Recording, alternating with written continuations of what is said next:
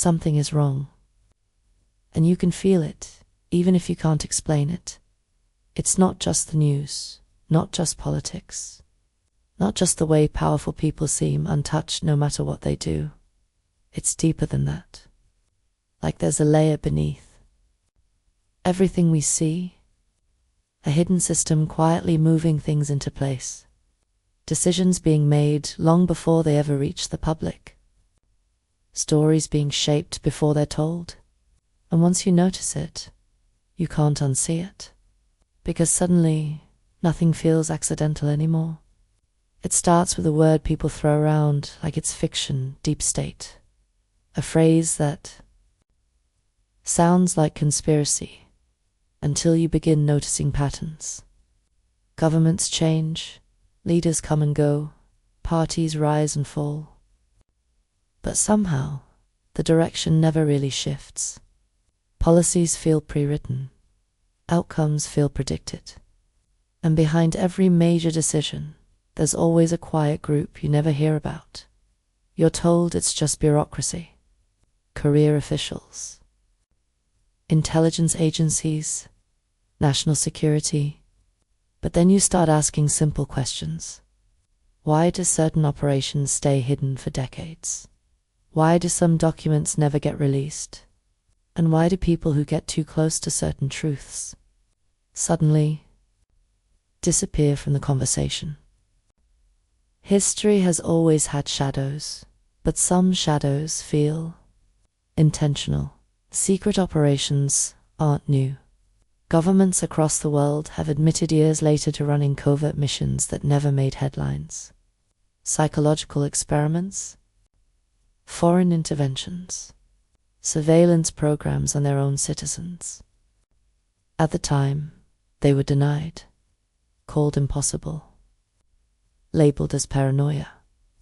And then one day, quietly, they were confirmed. And that's where the discomfort begins.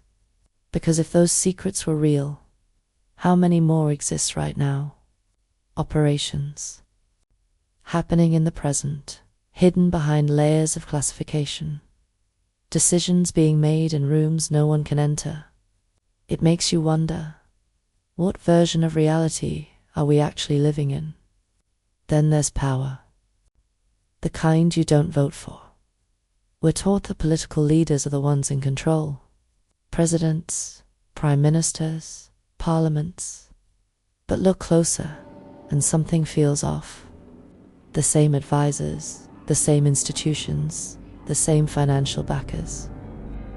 Always present, no matter who wins. It's like the stage changes, but the script stays the same. And when policies benefit certain groups again and again, even at the cost of millions, you start to question who's really writing those decisions. Because power doesn't always sit in front of the camera. Sometimes, it's standing just behind it, whispering the lines. Money is where things get quieter. And darker global banking systems aren't just about transactions, they're about control. Entire economies can shift based on decisions made by a handful of institutions.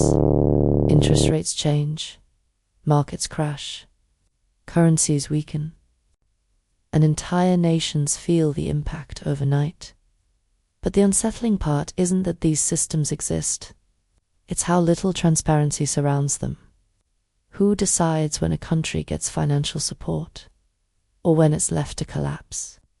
Why do some nations recover quickly, while others remain trapped in debt for decades?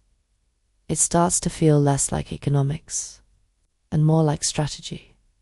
And strategy implies intention. There are theories quietly discussed, rarely acknowledge that. Suggest global financial systems are designed not just to manage money, but to control behavior. Debt becomes leverage. Aid becomes influence. And economic pressure becomes a tool to shape political decisions. You begin to see connections. A country resists certain policies. Suddenly, its economy suffers. Another aligns with global expectations. and financial support appears almost instantly. Coincidence? Maybe, but when patterns repeat often enough, coincidence starts to feel like design.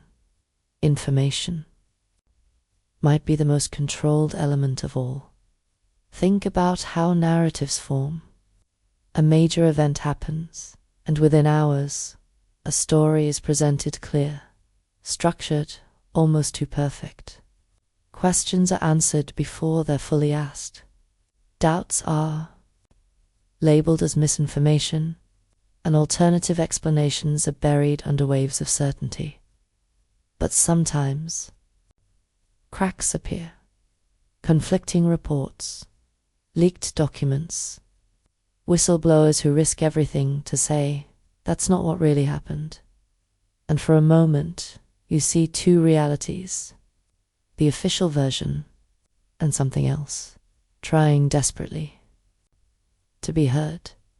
The deeper you go, the more personal it feels, because it's not just about governments or banks anymore.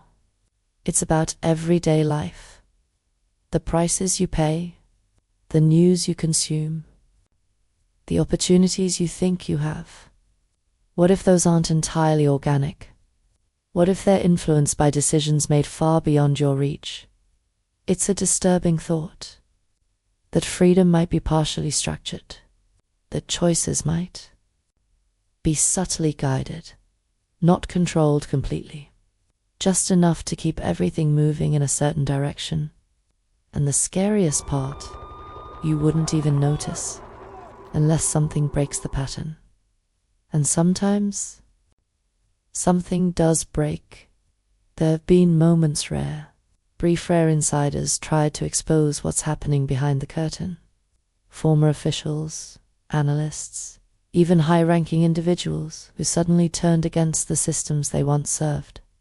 They spoke about hidden agendas, about power structures that operate independently of elected governments.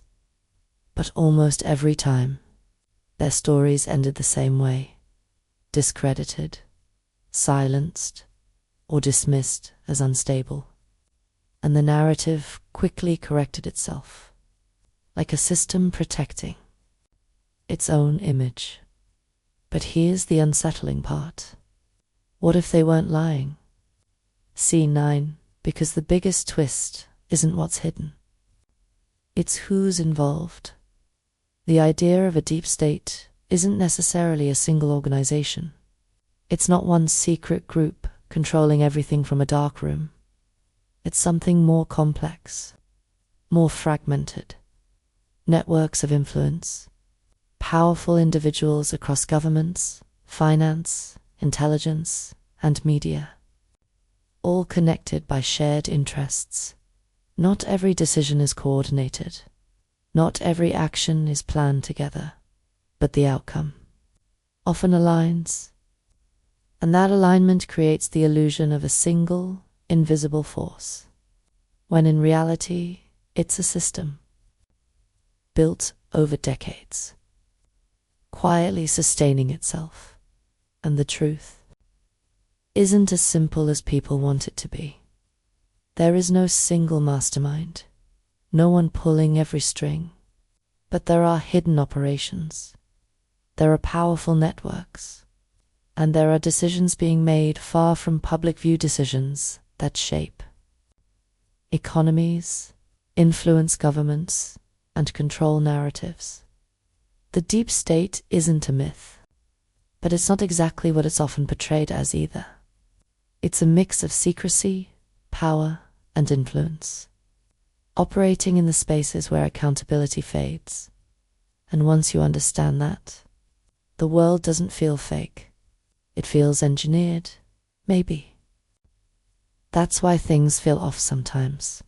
Not because everything is controlled, but because enough of it is. And once you start noticing the patterns, the silence, the carefully shaped stories, you realize something chilling. The truth isn't hidden from you, it's simply never shown.